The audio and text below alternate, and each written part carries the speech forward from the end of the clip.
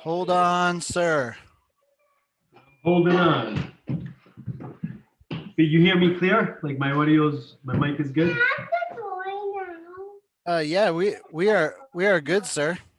I'm happy to hear that. I just drank coffee. I didn't realize it. What do you want? The toy that's in your pocket now. Where is it? New pocket? It's not in my pocket anymore. Go check over there where the door is. Must be in the wash or something. No, go check over there. Okay. Stand by, ladies and gentlemen. Stand by. We're gonna be we're live, but I'm not quite ready. I have an intro song that now I have to Michael Selearis. Stand by, my friend. I like the way you say it. Selearis or Selearis? Selearis. Selearis. Well said. Okay. You got it. Okay, we have to intro our song here. Love it. You don't do anything that bad. Wrestling show. It's Gary's Wrestling show. It's Gary's Wrestling show right now. It's Gary's Wrestling show. It's Gary's Wrestling show. It's Gary's Wrestling show right now.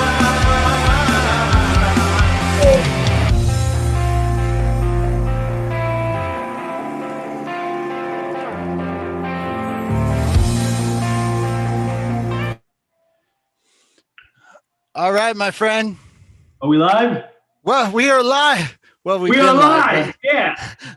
Michael Selearis. Selearis or Selearis? up? How can I have known you for so long and I'm saying your name wrong? It's all good, man, because we know each other so well that it just doesn't matter. It's just a superficial layer that identifies something. It's just a name. Right? Okay, ladies and gentlemen, today is Gary's Other Arm Wrestling Show, chapter 10, and Yeah. I do not have my shit together. Okay, there we go. I'm trying to. So we have live people. We have Cobra Rhodes is in the chat. You know Right. Cobra Rhodes. Yeah, who doesn't? Okay, so there is 20 people watching us today. I got to go over some quick sponsors real quick. Ladies and gentlemen, we are brought to you by NatFit, which you know Jamie Sheldon. He's been around a very long time, just like Mr. Michael Selearis. Yes, And, sir. That's good. Bam, the product. Good stuff. For the record, Michael is not liking this camera. He wishes me to be on this camera.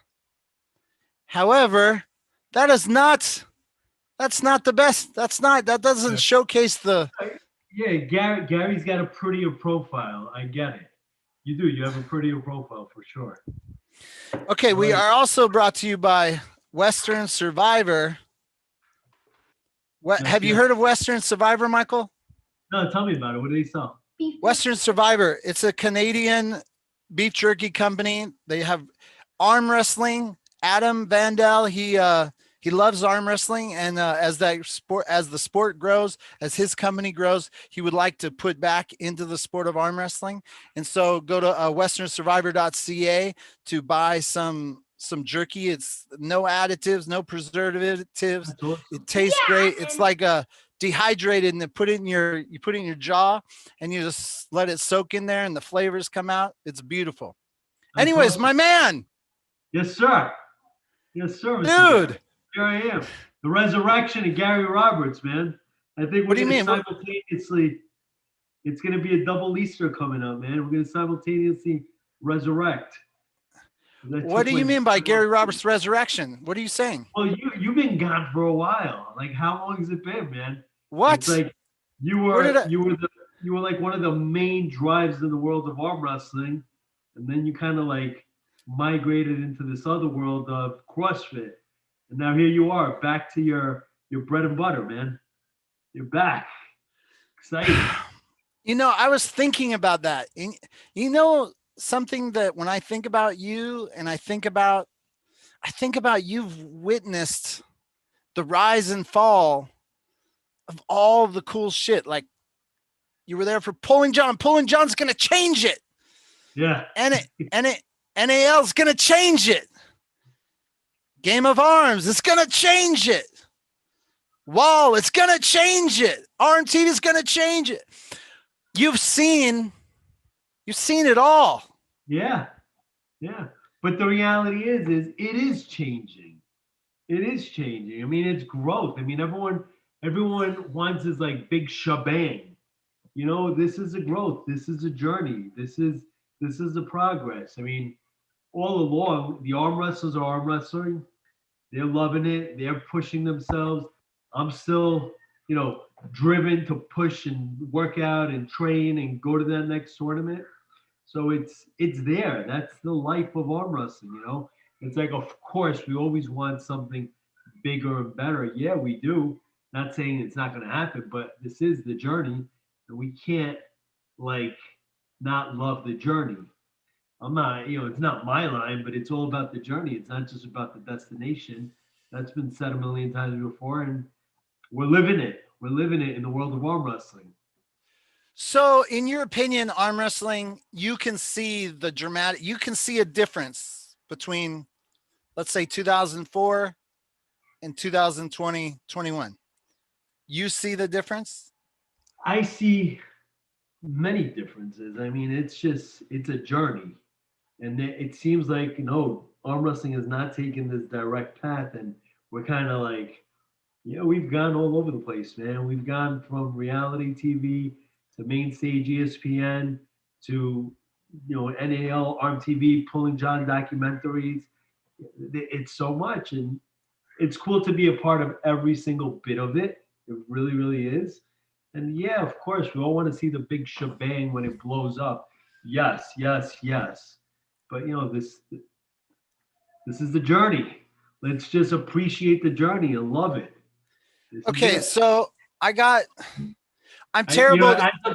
As I'm saying that, I'm seeing like you're thinking. You got a different you got a different thought. Let me hear your vision, because I'd love to hear it.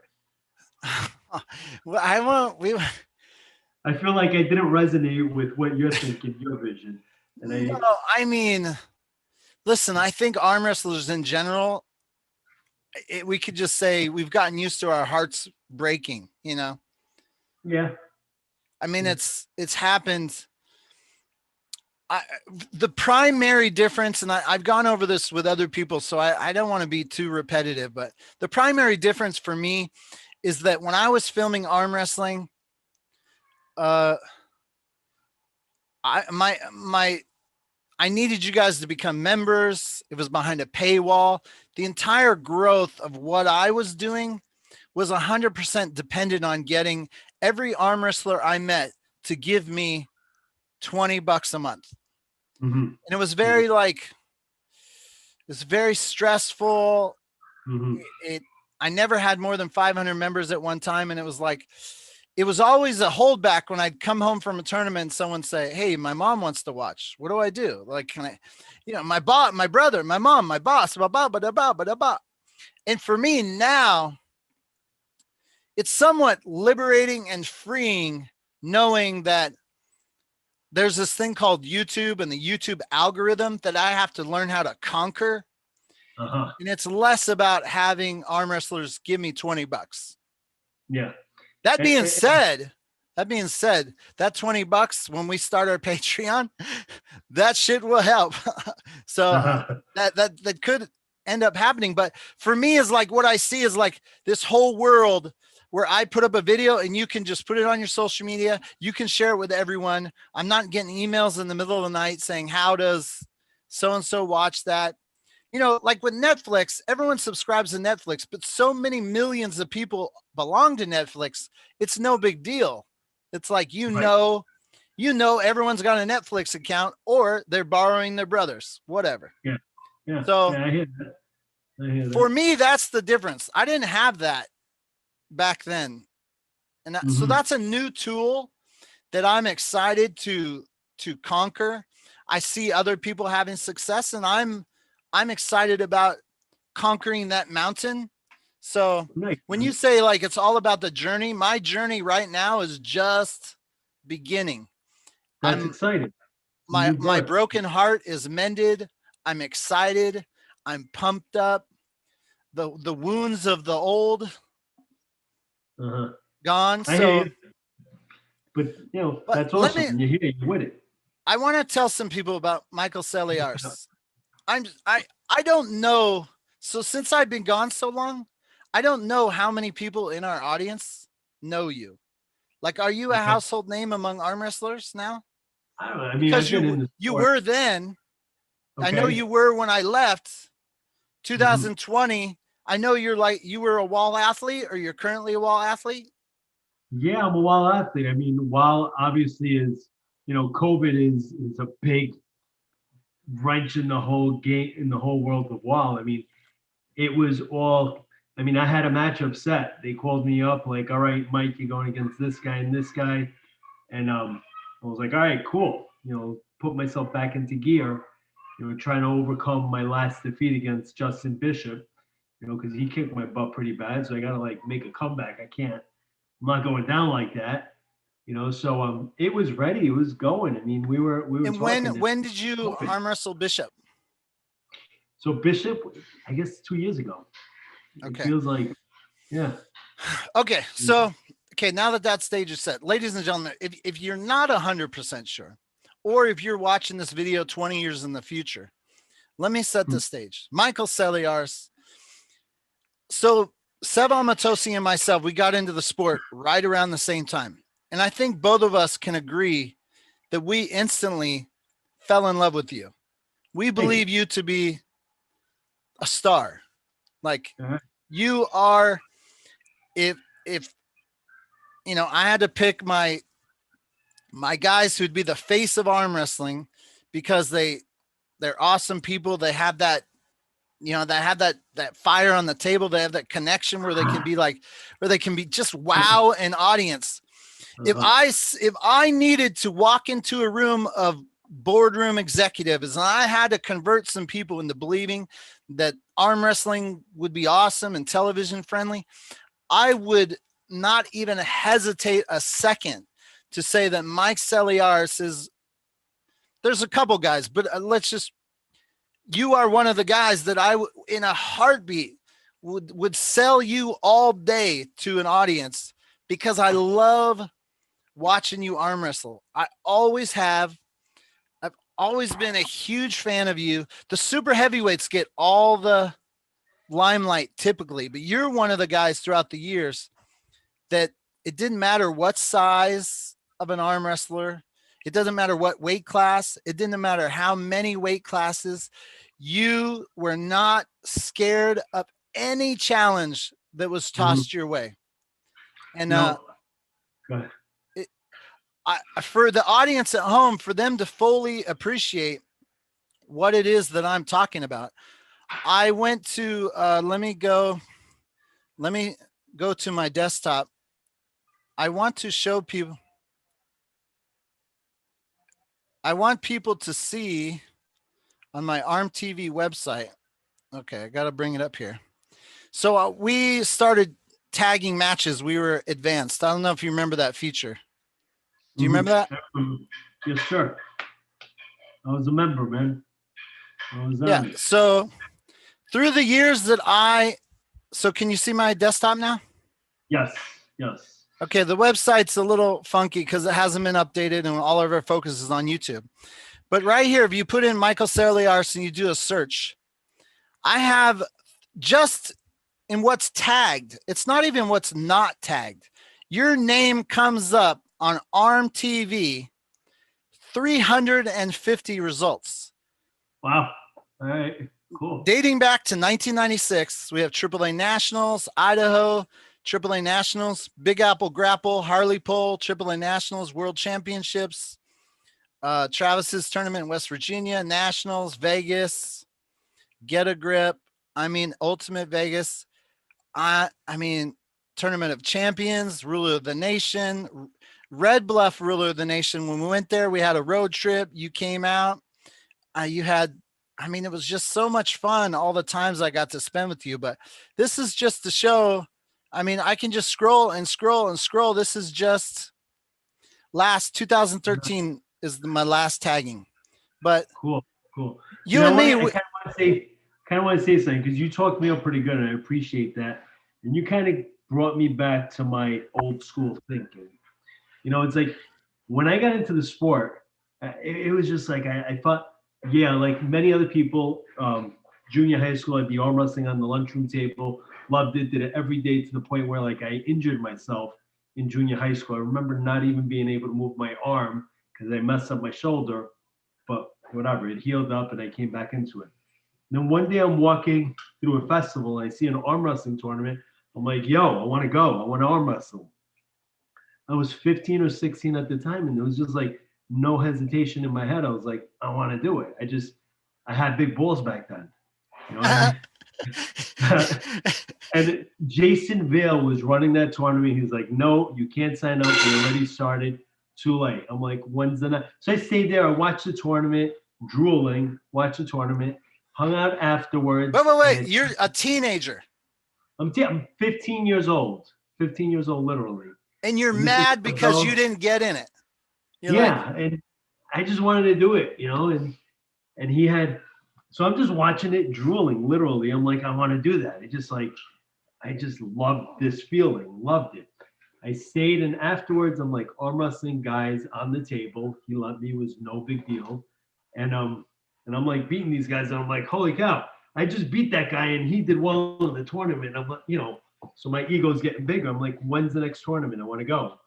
2 weeks later, there was a tournament, and it was New York arm wrestling. It was at Flushing Meadow Park. And I went there, never arm wrestled on an arm wrestling table before, other than 2 weeks before that. And I arm wrestled, and there was only one class, and it was a pro class. So my first tournament into the game, it's like I went in a pro class, and I remember that day I had my longest match ever, and I had my shortest match ever. My longest match, I'm stuck in a hook with a guy, and I'm just not knowing what I'm doing, but I just knew how to fight, and I was fighting. I beat the guy, awesome feeling, and Jason Vale was on the side, kind of like coaching me through it, and I just met him 2 weeks before that. And then my quickest match also was against Mike Androvic, and I remember I know my man. 16. I mean, this hairy dude with freaking curly hair, big bushy beard, really grizzly looking guy. I'm up there, 15, 16 years old, and he like does his ammonia, gets up there, and just like, that was it. That was the end of it. I'm like, what the heck was that? Like, I mean, he hurt the back of my hand when he slammed me. Like, that's how it was no exaggeration. But I remember that day, I go to myself, I'm like, I'm gonna beat that guy. And I go over to Jason, I'm like, who is that guy? He's like, oh yeah, he's a chicken farmer. So in my head, I couldn't remember Mike Androvic, but I'm like, I'm gonna beat that chicken farmer. And I kind of like put it in my head. And then, yeah, and that tournament, just like say a little more on it. Jason Vale, Paul Walters, Mike Androvic, like these guys are all top dogs in the sport. And that was my first tournament. So I started pro right away. And then I remember it must have been 2 or 3 years later, I'm at Dad's Bar, which was down in New Jersey, and I beat this guy. It was the chicken farmer, but I had no idea it was him. I know it was him because that day, he was all clean shaven, hair nice, clean cut. And I beat him. And then Jason, because I was practicing with Jason Vale for like 2 or 3 years, then some, Jason's like, Mike, you just beat the chicken farmer. I'm like, no, that's not him. Like, what are you talking about? I'm like, that is a grizzly guy that I had this image in my head. I'm going to beat the chicken farmer because he hurt the back of my hand bad. And I beat him. And I just remember like he was one of my big breakthroughs. And what do you remember what weight class you were in right around this time? I mean, I've always weighed about the same. I mean, from 185 to 190 is what I even as a teenager. As a teenager, I started high school weighing 132 as a freshman. I graduated weighing about 190. I'm still weighing about 190. Wow. So okay. So just another side note on you is that I always used you whenever I met somebody who said like, oh, the arm wrestling and just a bunch of, I just picture a bunch of roughnecks and I'm like, no, there's arm wrestling is the widest range of people you can imagine. We have from chicken farmer to a high school teacher. And it's like, I always loved the fact that you were like, I just picture you in school teaching, and then I flashed with you like on the table, giving the eyes. And it's just like, it was a great contrast to like just one of the things you love about arm wrestling. You should never I knew at one time a surgeon who was an arm wrestler, Eric, and then, arm wrestler. And I always thought, I get other professions, but like if you hurt yourself, like you need your hands to do like surgery. Totally that surgeon, was he a urologist, right?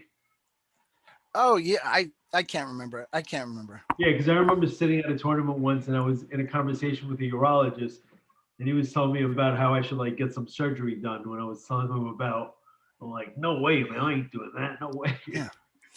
Okay, so I called you just a couple days ago because there was a tournament in New York, and I was like, oh my man, I wonder if Selearis is. I was gonna try to convince you.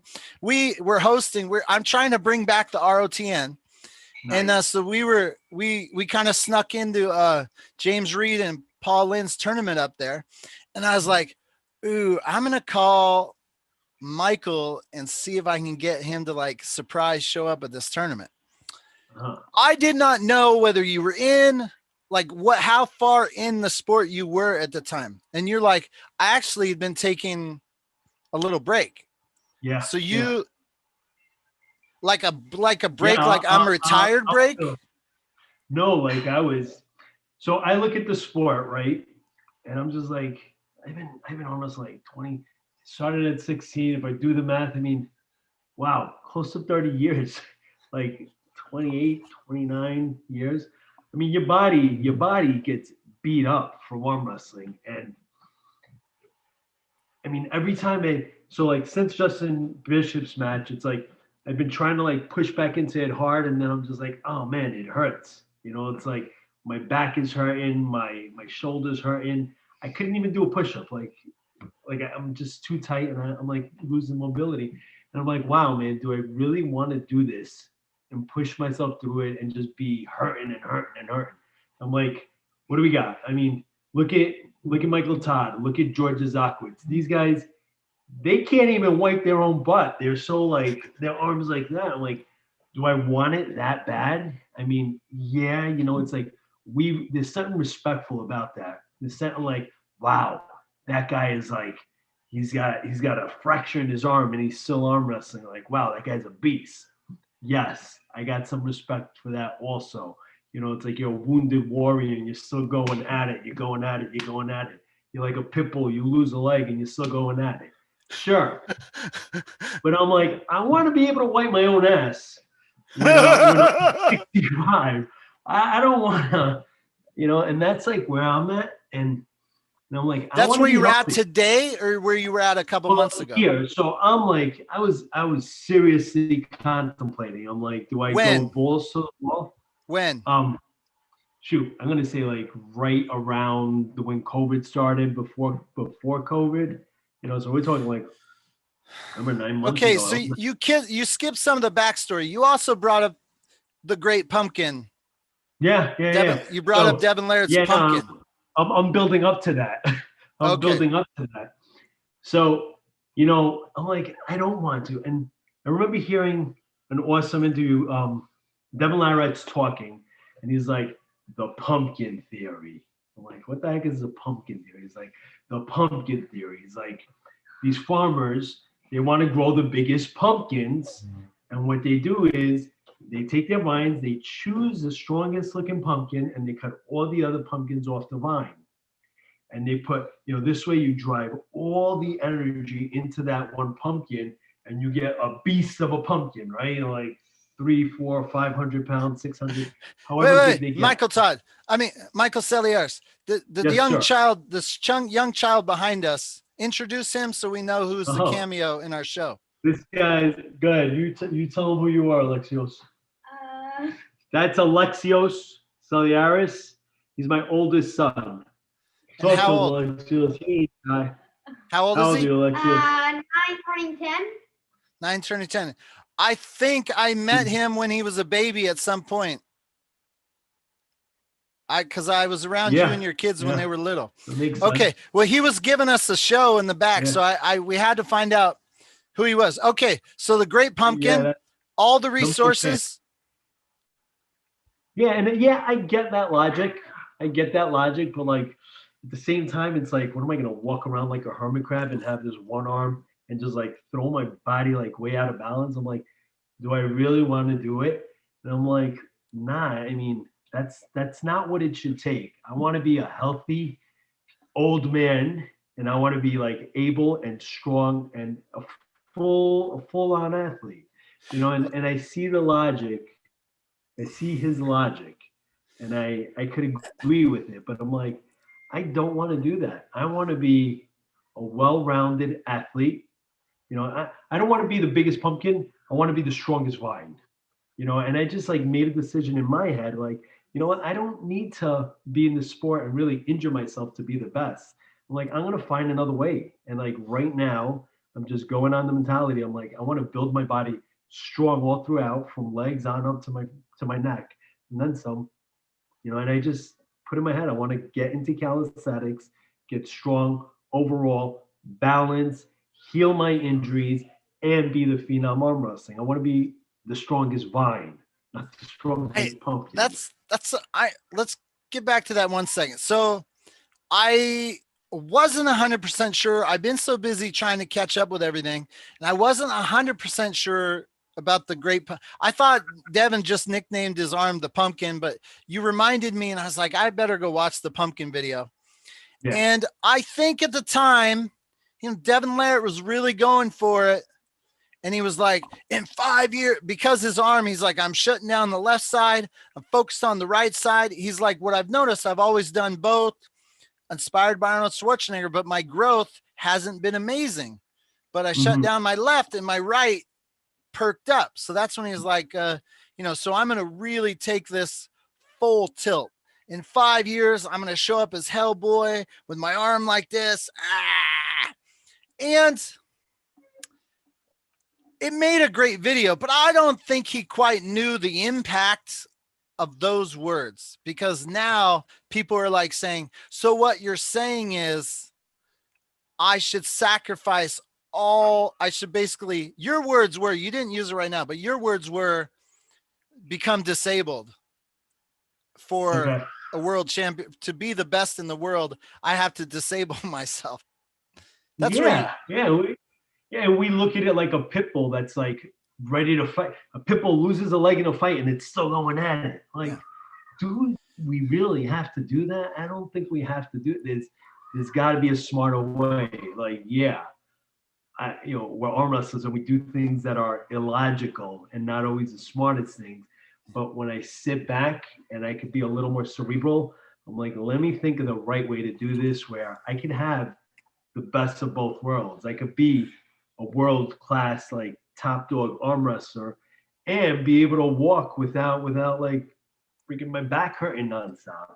I feel like this is a great conversation, because I was just listening to Devin Larratt or Herman Stevens interview that they did a bit ago. And interestingly enough, you and I had already had this conversation. I hadn't even watched their interview, and they talked about this exact thing.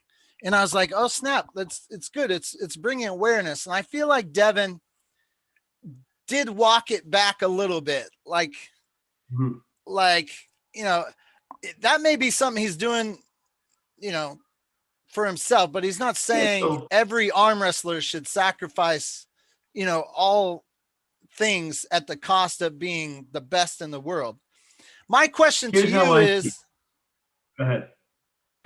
Well, when you see guys like Devin, and then you see guys like Michael Todd, who have, So somebody new in the chat and they say, so if I want to be the best in the world, do I have to arm wrestle until my arm just does this? I mean, I'm gonna say no. It's Michael, Todd, and Devin are extreme examples. That's not the only examples. Yeah. You can. I mean, they are the best. They are. They're like right there. Yeah. You know, they're the best of the best. But you can get to that level without sacrificing all mobility, right? I have to say yes. And if that has not been proven yet, then you know what? I'm going to be the guy to prove it to be a yes. And that's what I was looking for. So as you come back in the sport, you're fired up. You still want to be the best, but it's important to you that you do it in a way that you can still wipe the tush. You already said that, but yeah. Anyways. That's my line. I want to be able to wipe my own ass when I'm like over 70 years old. So what are you going to do differently that someone else isn't doing? So yeah, I've been feeling like injuries, my shoulder, my back, and like always things that have kept me from like training hard and training smart. It's like, I mean, I've been doing Ralphing. So Ralphing is I've done so many different things, physical therapy, chiropractic, cupping, acupuncture. I've explored G.O.A.S method. I've explored a lot of different ways to kind of like re-heal my body. So the latest thing that I'm doing is called Ralphing. And it's basically, spell that, please. It's not a deep tissue massage. It's a 10 session whole thing where they're literally going through your whole entire body, and they're taking the myofascia, which is the sheath between our muscles and our skin, let's say. And as we get injured through life, from arm wrestling or whatever, you fell one day, it sticks and it doesn't glide nicely. And that's causing your body to kind of like, then before you know it, you're walking around and you're just trying to like, you're constantly working to support, you're constantly fighting against gravity. And it's a matter of kind of like releasing the tension on the muscles throughout your whole body. Okay. Releasing the tension on the body throughout your whole body. No worries. Let's quite. Alexis, look at me. You're gonna leave if you do that again. Hey, while he's dealing with the kidlets, thank you very much. We have 58 people in the chat. Thank you. Wait, let me. No, just hold on. Pause in for station identification. 59 of you guys out there watching this, thank you for the support. If you're just tuning in, it's Mr. Michael Selearis. He's one badass dude. We gave a whole intro rewind to get to that business. We are looking for super chats. You want a super chat, support the show, go ahead and punch in that business right there. Although I have one thing to say. This is important. Please don't super chat because you plan on calling me to blackmail me for different things. Not blackmail, but like, oh, I'm going to ask Gary for a huge favor in 6 months. I'm going to super chat him every day. So therefore he has to call me and say yes. So if you call me for a favor one day, please don't start off with the email with, hey, I've been super chatting you. So therefore I'm expecting this. I don't work that way a little bit. Like you can't bring up the super chats. If you super chat, we appreciate the support, but don't bring it up as the first thing when. Anyway, did that make sense? I feel like I messed that up. Anyways, Adam from Western Survivors in the chat. Hello, sir. Okay, back to the super fascia, super sticky. The myofascia. Yeah, but it's a matter of, literally, it's a 10-session thing. It's a 10-session thing. It's saying my internet's unstable, but I hope we're good. We can see you. All right, cool. And it's, your whole body, from like one whole session on your back, one whole session on your feet, one whole session on your skull, and like literally inside your mouth. It's crazy. Like he's sitting there, it's crazy. I didn't know every single detail of it, but it's the idea of you got to get yourself in alignment with the gravitational field, and it's big on that. It's working with gravity. and the mindset of like get your body working with the field of gravity, because a lot of times we're stuck working against the gravitational field. And it's like if your body's in alignment the right way, you're going to be in the field and you can use gravity to kind of like hold your structure, as opposed to kind of like my back hurts and I'm sitting there always fighting to hold my body up. Like my lower back has been giving me a lot of trouble.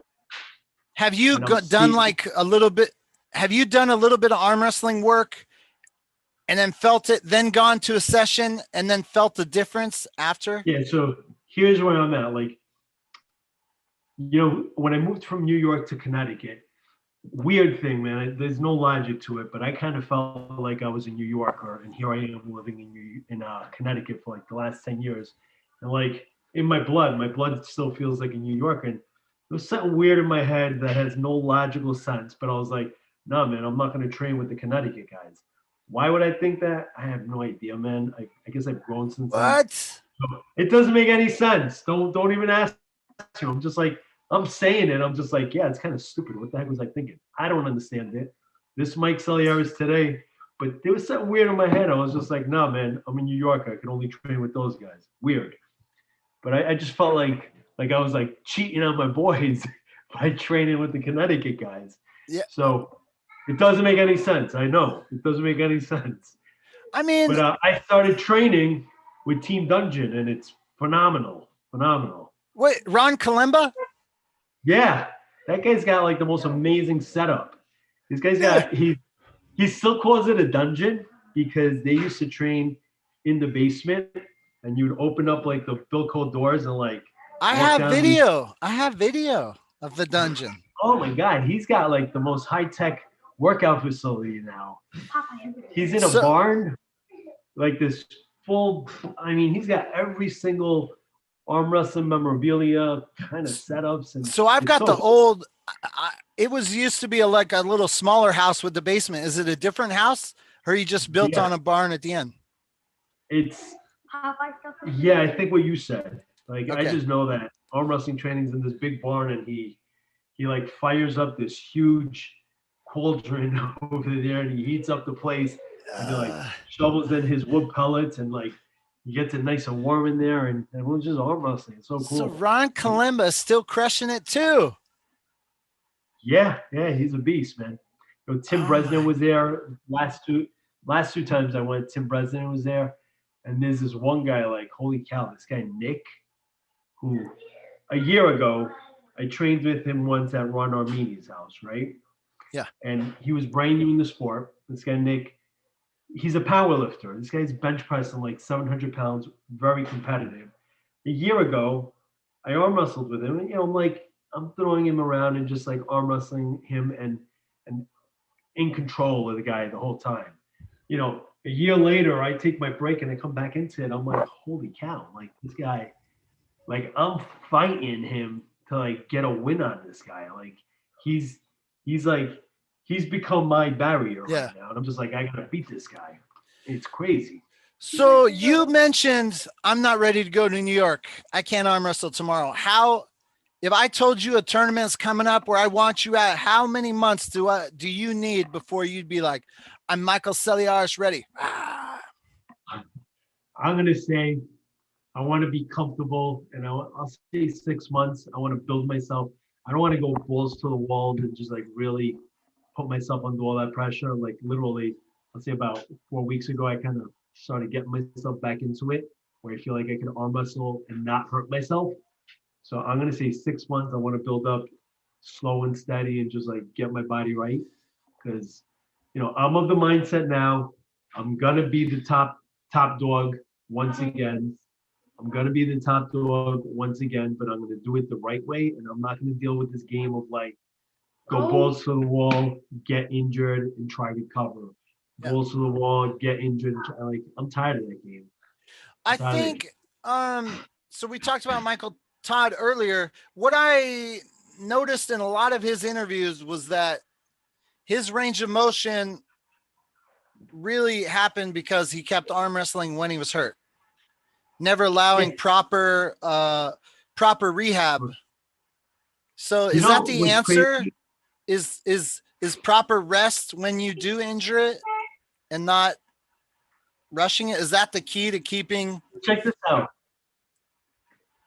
Michael Todd told me that he went and he got his arm x-rayed, and the doctor had told him that he had like 18 fractures in his arm. And he's like, dude, I had no clue. He's like, I was arm wrestling and I had fractures in my elbow, and I just kept on arm wrestling. Like, I had no clue. And I guess, that's the pit bull mentality. Like, it hurts, but I'm still going at it, still going at it, still going at it. That is the pit bull mentality. And he told me he had 18 fractures in his arm, and I'm just like, what do you mean you got 18 fractures? Like that's just crazy. Like, it doesn't make sense, but I guess it does. That's what happens. You have 18 fractures. Your arm's gonna calcify up so bad that you lose your range of motion. Mine is getting better, but it's kind of not as straight as I'd like it to be. That's not. What about your left? They're both the same. They're both kind of. My left is kind of like more in need of recovery. Like, well, at least you're like equal in range of motion. That's. Yeah, exactly. Yeah, I mean, I'm gonna keep on getting my body healthier and stronger. So, HD Cloud gave us a I made $5 tonight. That's my tip. $5 super chat. Thank you, Michael, for helping ARMTV make $5. All right. Shout out to Mike and Gary. I'm gonna blackmail you when you become a millionaire. Just deal with it. That's a good problem to have, man. Yeah. That's good. Well, thank you, HD Cloud. Oh, I didn't get to your last super chat with Travis. I apologize. I think I have that in my notes. Okay, so are you still under contract with Wall? Yeah, I mean, I guess that contract is. I guess I didn't have a lawyer read my contract or nothing, but yeah, I mean, they called me up. I'm ready to go. Well, not ready to go, but I'm ready to like get myself in that mindset. To go. For some reason, I was thinking about our interview, and I was thinking about how you were there for Pulling John. I mentioned this before. The NAL, you've seen all these things come and go, and I was like, I'm wondering, is Wall gonna come back? Because I looked on their YouTube channel and they haven't posted anything for 3 months, and I'm getting a little nervous. Like, I get there's COVID, but I'm like, does Wall Athletes have any inside info? When is Steve Kaplan gonna announce, here's what we're working on, here's some big exciting things? The Facebook is kind of slow. Shout out to happy birthdays, some memes, not a ton of info coming from Wall people. And I'm wondering, like, why? When am I going to hear something to get me excited about the future? I hear you. I guess I wish I had the answer even for myself. I don't. But the insight that I do have is just an awareness that it's not kind of like, yo, let's go ahead, everyone get together, let's run an arm wrestling tournament. It's more like, all right, we're going to, they're not going to just like throw a tournament. They go in to have a whole production. So you got to understand, it's like they need to go ahead and bring in the arm wrestlers. They also need to bring in the movie. They need to bring in, no, I got Alexis. So they also need to bring in their producers. And there's people coming in from California and whatnot. So they're dealing with a lot more red tape than just like running the tournament and getting someone to film it. There's a whole production team coming in. I hate to be the bearer. I hate to be the bearer of bad news, but since I've been back in the sport, Wall has not updated their website. It still says due to July, and it's like, I feel like the arm wrestlers are talking about a girlfriend I've never met, because I've been back 8 months now and there's been no word at all. Complete silence from Wall. And it's like, I think they should announce something. I get what you're saying, but in order to keep Wall on the tip of people's tongues, they should be putting some info out. Zoom calls, interviews, like talking about when we do get it. I mean, I don't know. It's just weird to me, and I'm a little bit nervous. That's all I'm saying. The last time I saw a website go that slow was the UAL, And the UAL, as we know, the website doesn't even exist right now. Mm-hmm. I'm a little nervous. I think WAL's a bit more established than where the UAL got, and I feel my feeling to it is, look, when they come back and they just want to go full force ahead and just like make that breakthrough here and now, whenever the here and now is, and they want to do it without like all this red tape. They just want to do it so it breaks that mark. There is, going back to the beginning of our conversation, there's a threshold that the sport needs to break. There is a threshold, and yes, the sport has not really broken that threshold yet. WAL is the closest thing to breaking that threshold as I see it. So in order to break that threshold, to go ahead, go all out, and just fall slightly short of that threshold, is it worth the risk? Why not just like time it right? Because a lot of times timing has so much to do with success in so many things. You could have everything right, and if your timing sucks, and you know what, you just went ahead and you wasted all your resources because you decided to like go before the time was prime. Okay. My experience of that, I remember investing in real estate 2008, and I don't think I was doing anything wrong. I think I was investing very wisely, and I think I was flipping houses great. But I was right there with you, bro. Do you remember we talked about it? Told me, and you were sitting there and you were looking at it and you were like nervous for me. I was like, nah, man, it's going to be all right. We made money on this house, that house.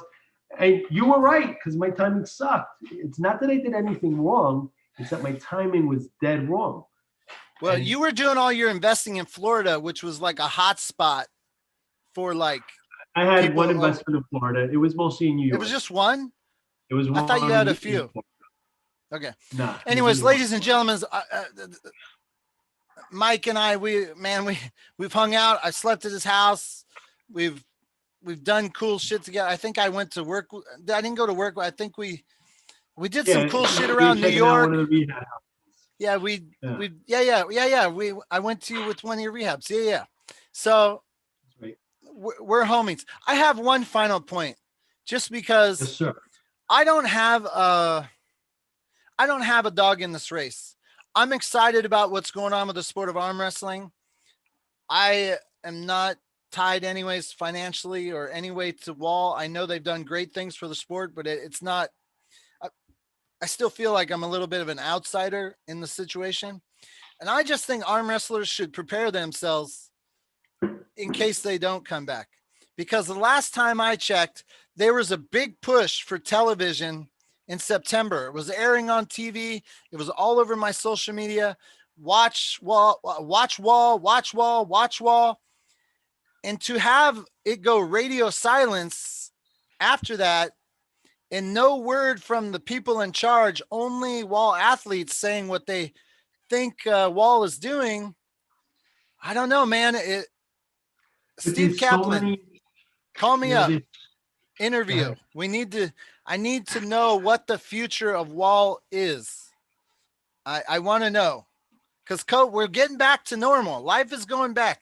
People say the pandemic is still here, but we are almost there. You can definitely start planning for the future now, and tell us what your exciting plans are for the sport of arm wrestling. Gary, I love what you said, that, where this pandemic is out. Here I am in Connecticut. I have not gone back to school yet. I'm a teacher, and I have not had students in my classroom since March of last year. So my school, New Haven District, is the only district that it's all virtual. I haven't even had kids in my classroom. So I love hearing that the pandemic is over. I love hearing. I didn't say over. I said we're getting to the end. I love hearing that, but the reality is like in certain states, like the Democratic states, like Connecticut, New York, Chicago, I don't know if we all have the same experience. I almost like want to move to the states that are not dealing with the crap we're dealing with. I was listening to NPR, and they said that if you count the infections with the people that are probably infected that haven't even reported it, we're about a third of the United States is infected. And then about a third of the people are immune.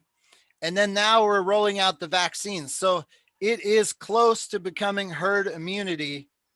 And the only problem is these variants. That's what's holding people back, the offshoots of the original thing. So I guess that's what people are weird about. But I still stand corrected. If ARMTV, I've posted 200 videos in 8 months. If suddenly ARMTV didn't post another video, and I've been doing podcasts and telling people what my big ideas are, if suddenly I disappear for 4 months and I don't do any interviews and I don't say what's going on with ARMTV, you guys would get nervous that I left you too. Again, you would think, oh, here we go. Gary's back in CrossFit or something like that. So I think even though the pandemic, even though the virus is still a threat, if your wall, you have to communicate with your community. The Arm Wrestlers is a community. You have to give us a sign that you are still here for us. That's what I'm saying. Tell somebody, because all I've heard from the community is wall people that are arm wrestlers saying, you know, they're just waiting. But I mean, like, you can't let your social media go black and just dead. You gotta, like, I don't know. I'm sorry. I didn't mean to hit you with this. I hear you. Look, you got the right to ask questions. Everyone's asking questions. And so, you know, you're vocalizing what a lot of people are thinking, and that's all good. You know, I feel that it's going to be back and it's going to be strong. That's my feeling. Do I have anything that's, you know, to substantiate that? No, I got a vibe. Let's just say I got a vibe that waste my time. Don't fight. Arm wrestling on its own has enough to deal with in order to break that threshold. Why add dealing with all the red tape that does exist with the pandemic? Because whether we want to admit it or not, there's a lot of red tape that does exist. Because if you want to go ahead and run a tournament in Chicago, and there's an ordinance in place in Chicago that says you cannot have more than 25 people together in one closed arena, and you violate that, and now you're dealing with like all this bad stuff you got to deal with, you just made it harder for you to break that threshold. That's what I'm seeing. Okay. If you know something different, I'm listening. If anybody knows anybody in Wall, if any of you are watching or share this with somebody, check this out. Who's an upcoming match that you want to see? Wall Underground, wallunderground.com, Wall Underground. Let me repeat that. I'm just going to put it on. Wall Underground. One plane ticket, one camera guy locally, set up a Wall underground in the dungeon, in the basement. You put a little wall banner, and it doesn't have to be official. It could be unofficial wall. And your headline on your YouTube page could be, look how inspired our community is. They want to keep Wall going. They're crushing it underground in the dungeon. Look, that Steve Kaplan has spent more on dinner than that right there underground super match would cost to produce, with a cell phone, with a wall banner that you could print off at Kinko's, and a couple, maybe you don't even do headline athletes, 2 people who, let's say the Wall roster has room for one more competitor in the middleweight to take on, you know, RVJ or whatever. Who are 2 people, but they can only pick one? We're going to go Wall Underground. Man, there are things you can do to get Wall. YouTube has not had a video in 3 months, and they are still getting more traffic. I don't think that's what Wall wants, though. You know, there is definitely a market for what you're talking about. There's definitely a market, and maybe that market is your market. And I think it would be phenomenal if ARMTV does that and people pitch in and support ARMTV to do that. I'd be all about that. But I don't think the WAL wants to do that setup. It's just, I think they're looking to load up the big arena and just make it bigger and better than it's ever been before. Then why is their But the market website should be so big that ARMTV could get in there and do the underground ARMTV? Like, that would be kick-ass. Well, I was gonna have what your vision, put it into reality, man. You got it. That's what you want to see. And I think it's awesome, Gary. Like, well, I think it's awesome. Then their website should have been wall above ground, not wall underground. Well, dude, it's all about making it catchy too. You know what I mean? It's like, I hear you. I hear that. But I think Wall Underground really wants the above ground, big ass arena that's loaded with people lined up at the gate to see that super match.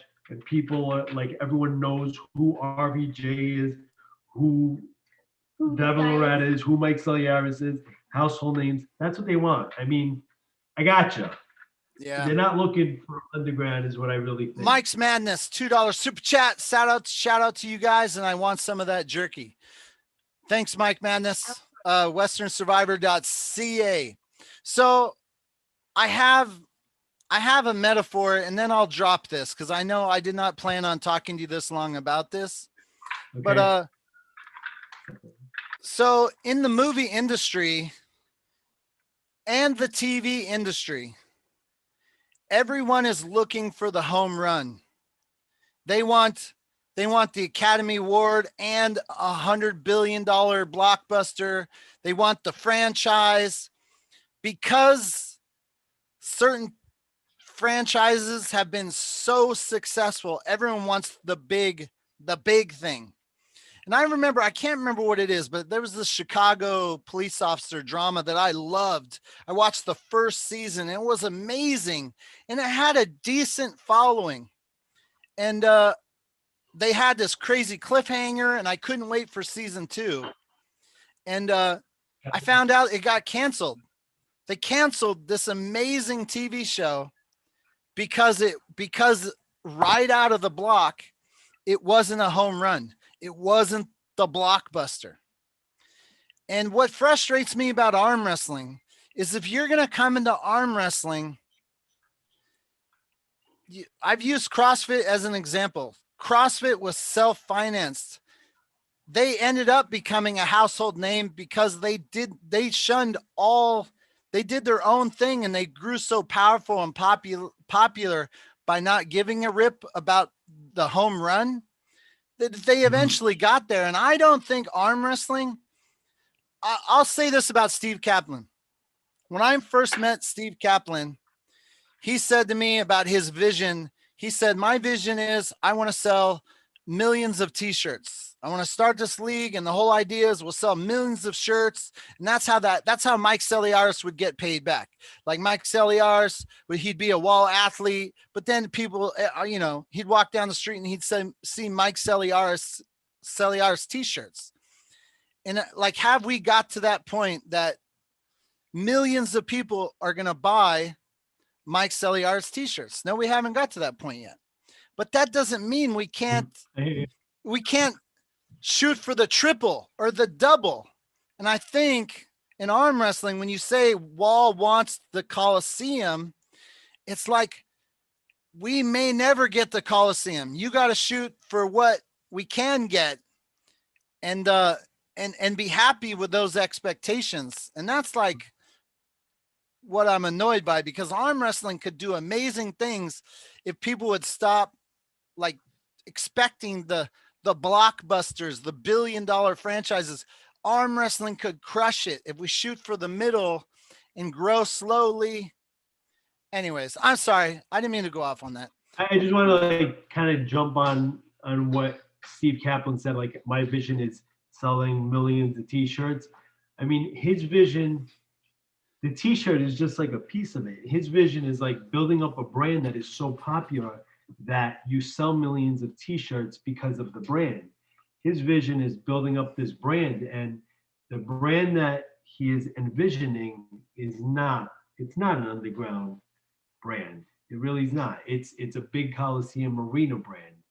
And that's why he doesn't want to mix up the audience's perception of the brand. So he knows he wants to put, this is the brand that I want to put out, and this is what I market, and that's what he wants. So to mix up an audience, running it underground and big arena, I don't know. I mean, I don't know like the whole game of marketing and stuff the way other business-minded people do, but I imagine that he knows how to build a brand, and I imagine that he knows that you want to kind of like put this certain picture of arm wrestling in the minds of the audience, and that is the brand.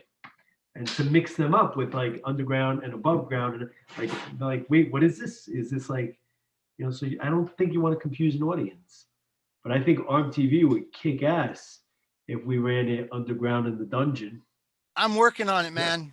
I'm working on it. We're doing.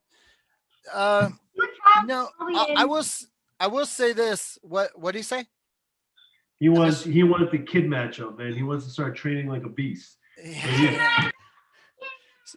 Yeah, these kids, they want to start.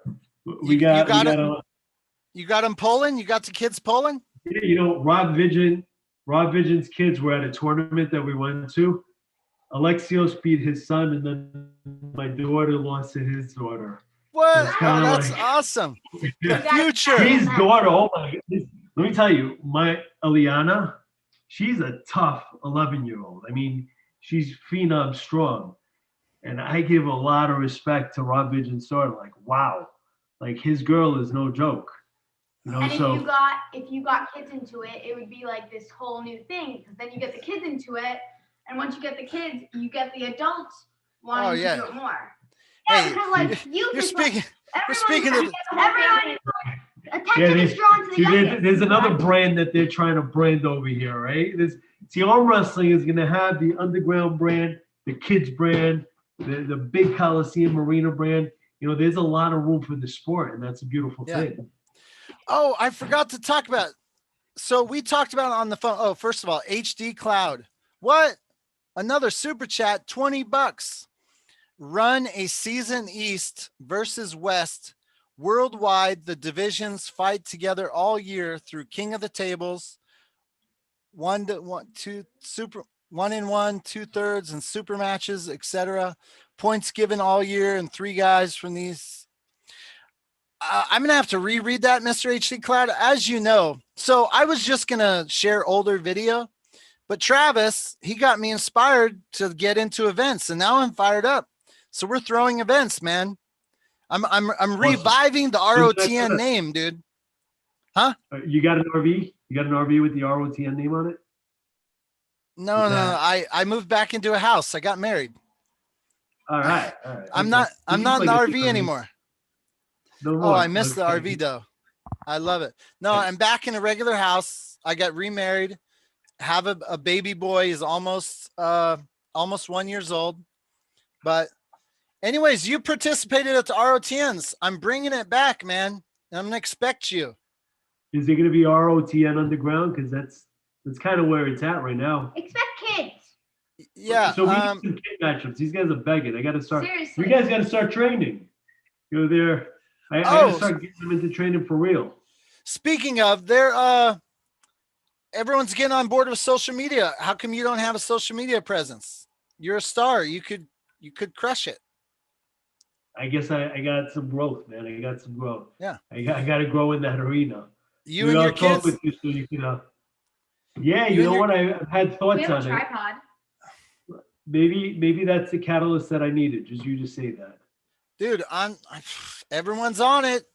I'm not saying I'm involved here, but I feel like since I've come back in the sport, I've seen people get fired up, especially on the YouTube channels. A lot of YouTube channels being sparked right now. Everyone getting in on it.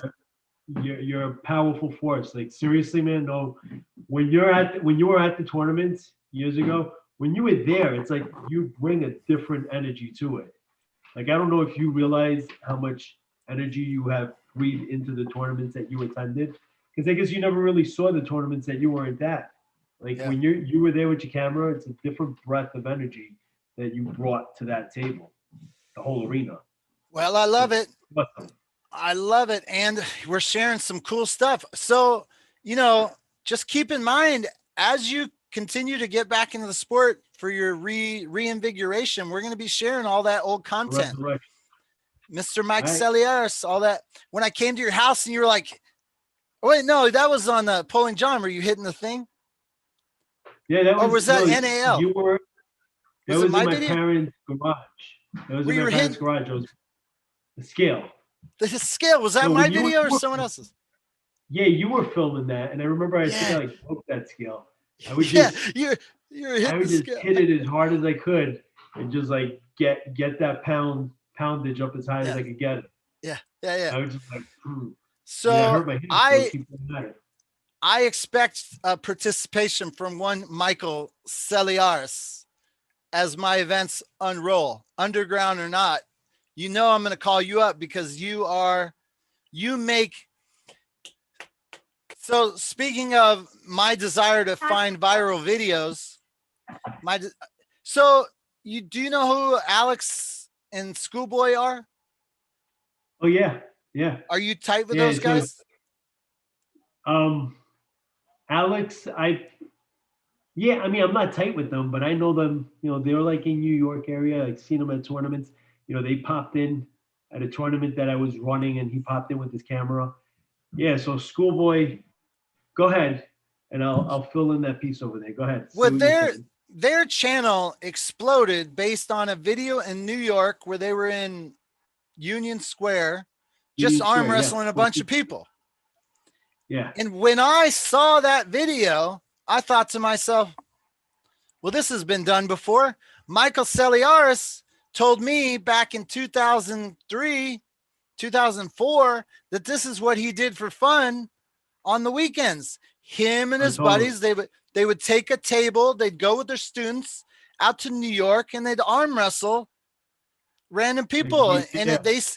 You said on the ESPN Nationals, when you said to Sevon, you said it's a great way to expand the sport, introduce the sport to passersby. Like you invented that. I can't take the credit for inventing it. I'll tell you, Jason Vale, he's the guy that actually would do that. I wasn't with him at that time, but he would take his arm wrestling table right at a club where there were people like all lined up waiting to get in the club. He would take his arm wrestling table there and he would arm wrestle people. And early on, when I first got into the sport, I remember being with Jason Vale. There was a festival going on at Flushing Meadow Park, and we took the table there. And I remember I had a wagon, a hand truck, and we were wheeling that thing there. We parked it right by where we found the biggest crowd, and we were just calling people up, arm wrestling them. And we're like, if anybody beats either one of us, we'll buy you and all your buddies that are with you, whatever you guys, all you can eat. And there was like a sausage and onions place right there, and they were selling beer and stuff. Like, whatever you guys want to eat, all you can eat. Beat one of us, you're gonna get whatever you want to eat. And we did that only to just grip up with arms and arm wrestle people. And it was fun. We would stay there for like hours. Did anyone beat you? No, we never bought anyone anything. We never was. I mean, match after match, we'd line them up. I mean, we did that multiple times. I don't like it. So somebody in the chat says that Alex has free rent in my head. Listen, sir, if Alex became famous for a video, and I know a guy who told me 15 years ago that he did the exact same thing and has a story about a broken arm, I'm not going to ignore that. So I have to segue into it. Don't be weird. So, Alex, all respect. I love what he's doing. Like, that's cool. Yeah. Like, grow. No. I think in the sport, there's a lot, because of ARMBet is taking off and a lot of new people meeting. And one of the things is like, hey, go out into the park and arm wrestle. Yeah. You're saying be wary of arm wrestling strangers? I'm saying that I don't like seeing people break their arm, and there is a risk, and I don't like it. It's like, I remember even hearing a story. Yeah. Yeah, I loved going out in the street and doing it and drawing a crowd, and it's super fun, and it's an awesome stage. It really is. It's a lot of fun, but that risk is there. I mean, if you want to have a practice amongst the arm wrestlers and people are on watching on, I think that's a safer bet. I just, I feel okay arm wrestling amateur because I feel like I know how to beat them where they're not going to get hurt. But as soon as I opened it up and just like let two non-arm wrestlers arm wrestle each other, that was a mistake. I shouldn't have done that. Oh, so the 6'5" guy was against an amateur, not you. Yeah, it were two amateurs that are like, yo, can I arm wrestle that guy? And I was like, sure, go ahead. It wasn't against me, no. I have never broken someone's arm. I cared to, yeah. It was two non-arm wrestlers, and I was like, yeah, sure, go ahead. It was a mistake. No. Somebody in the chat says your kids are very well behaved. Yeah, they're good. They're good kids, man. So give me all their ages. Give me all their ages. All right, this one. Who's this? Tell them who you are. Catalina, 7 years old, future arm wrestling champion, right here. Eliana, bring your head down so I can see you. Hi, I'm Eliana. I'm 11. That's the eldest, Eliana. Oldest son over here, it's Alexio Selearis. How old are you? 9. 9-year-old. Yeah, you did say it. So can I tell your kids a story? Yeah. Can I tell these kids a story? Hey, kids. I believe. Oh, my 4-year-old sleeping upstairs. I believe, I'm not 100% sure, but I believe that I was at an event that your mom and dad were at, where at the time they were in the very beginning stages and maybe just friends or like had just gone on a date or two. But I believe I have video of them in that very early stage. And I thought to myself, oh, they make that's a perfect pair, I think. And there was no children. And then I remember seeing a baby, and then I remember seeing another baby, and then we kind of separated. And now I see like grown kids. It's so crazy to me. But I was there in the early stages, man. I was there when you guys maybe on a date or two. That was awesome. Eliana, I knew Gary before I knew you. Yeah, it's crazy. Hey, before we wrap up, do you know what I'm doing with Travis? No, tell me. We have a podcast, Beauty and the Beast, where we're doing at least once or twice a week, and we talk about the ongoings of arm wrestling, but he also tells us some great stories. I feel like you're a guy that has some cool stories as well throughout your arm wrestling days. To tease us on maybe after this, to tease us maybe on the next time we get together, is there any like greatest of stories in your arm wrestling experiences that you have that you would like tease us about? Or one that could pop in my head out of nowhere that I could share? Oh, you mean you have some that you couldn't share? No, that's not what I said. That's what you said. Mine popped in my head right off. You said, quote, that I can share. Did I? No, man. I didn't say that. Okay, let me redirect that. Let's say Game of Arms. Do you have, and we're not telling it tonight, but like in the Game of Arms experience, do you have some great stories about that, what that was like and throughout that, making TVs like I mean, like that you would share with us? You would? Yeah, like, I mean, there's stories of like with the commercial. I mean, it was really cool. Like you're getting treated like a movie star. And like makeup artists are coming over there and like fixing you up before you get filmed. I'm like, yeah, there's some cool stuff. Like a lot of treatment that we got that was like cool. Like, yeah, like come over here, we gotta do your makeup. I'm like, what? Doing makeup? I'm like, what are you talking about? And they'd sit me down and someone's like me plucking hair out of my nose and stuff and trimming up my goatee. I was like, all right, sure. Like you went to school one day and you're teaching your kids and you were able to say, hey, on AMC, this is going to be TV. I'm on a TV show. Like you, that happened to you.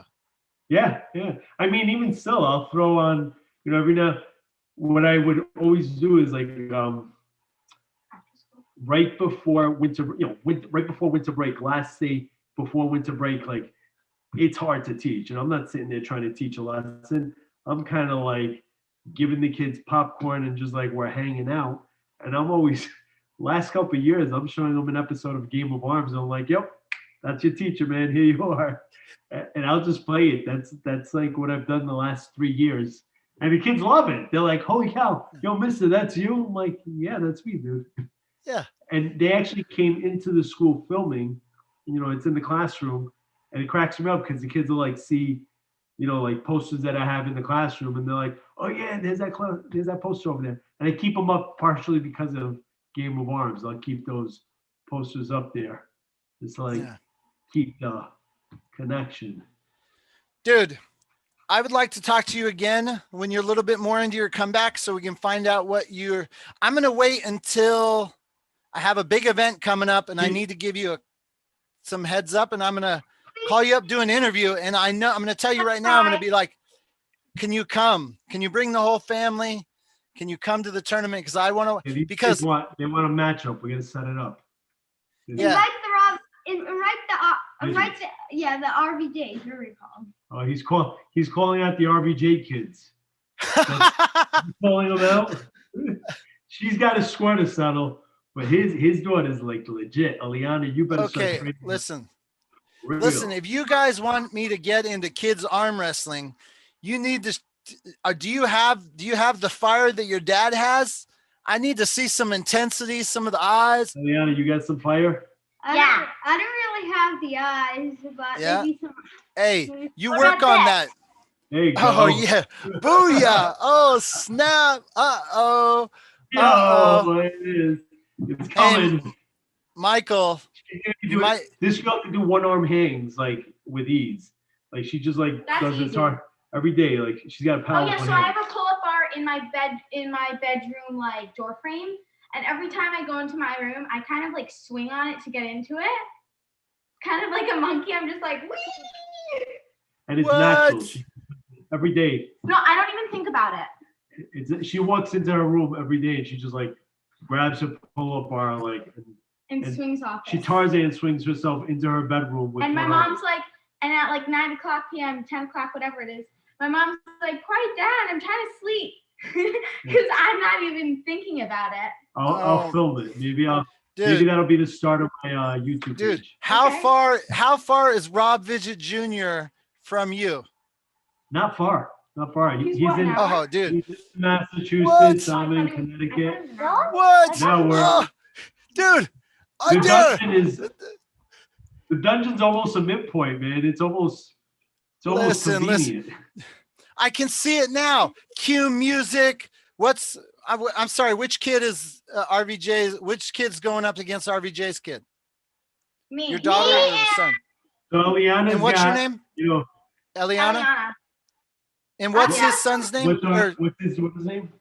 Gabriella. And what happened to Gabriella last time? Tape it. No. With my left hand, I almost got her, but she beat me on both arms. Listen, we're producing on the fly right now. Cue the Armtv logo, flashes in some music. Then we cut to Eliana and she's like, I want her bad. I want a rematch. She's going down. Bam. Cut to Gabriella. So, no, can't take it. Cut to the parents. My kids take, and then we have an underground super match with like a well-produced video of these kids going at it with some music and the parents going, take her down. Dude, that's going viral. RVJ's kids are like badass, man. You guys got to train. Eliana will be doing one-arm pull-ups before that match.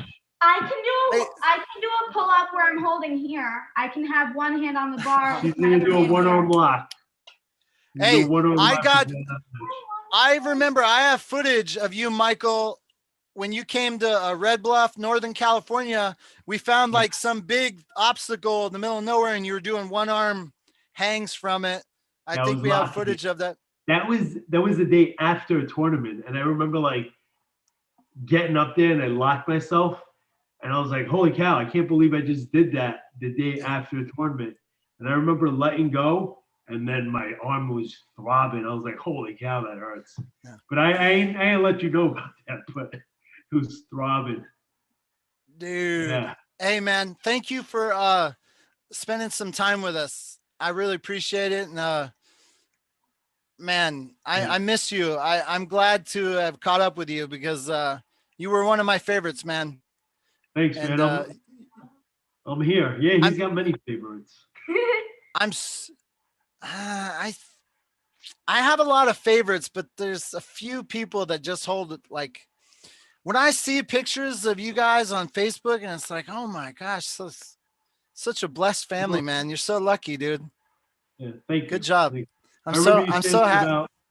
Yeah, I remember you saying that. Like you were looking right at Debbie, and you're like, Mike, you really got a great wife here.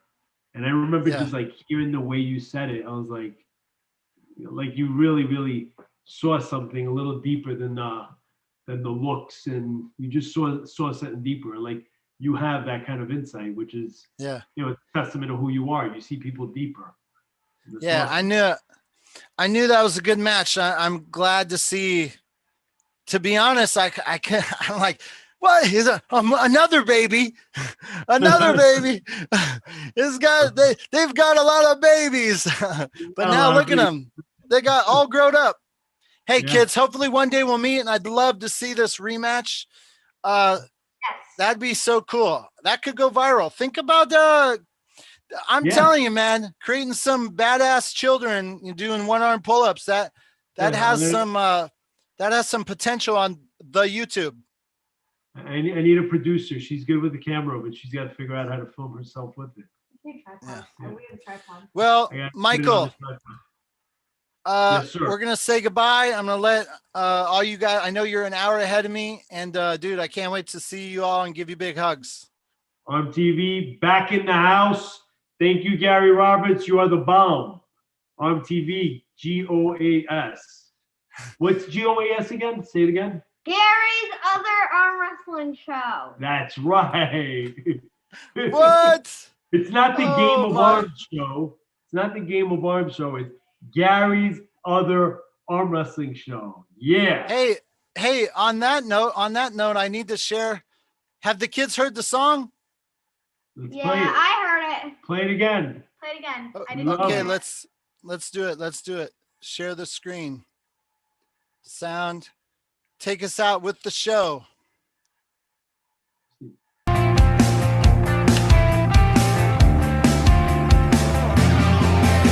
It's Gary's other arm wrestling show.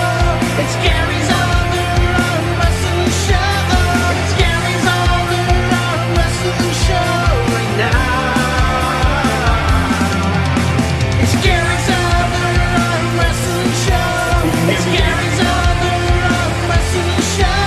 It's Gary's other arm wrestling show right now.